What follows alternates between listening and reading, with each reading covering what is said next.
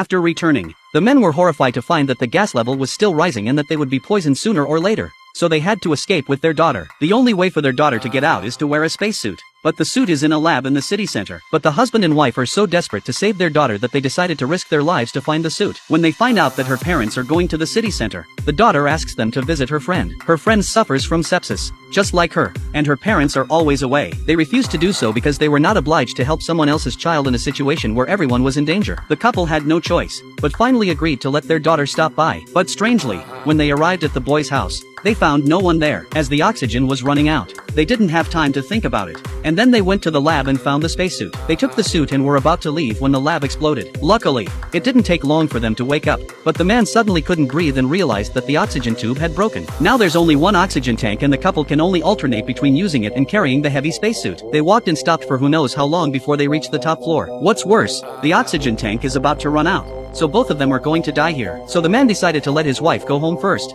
and then he would find a way to get home. The wife was very reluctant to leave because she knew that without the oxygen tank, her husband would die. But when she thought of her daughter at home, she still held back her tears and left. But she never thought that this goodbye would be forever. In order to save oxygen, wife ran wildly in the streets, but unexpectedly the oxygen still did not last until she rushed home. Time is of the essence. He quickly took off the oxygen tank and then held his breath and dragged the box hard to climb towards the top floor, but finally made it back.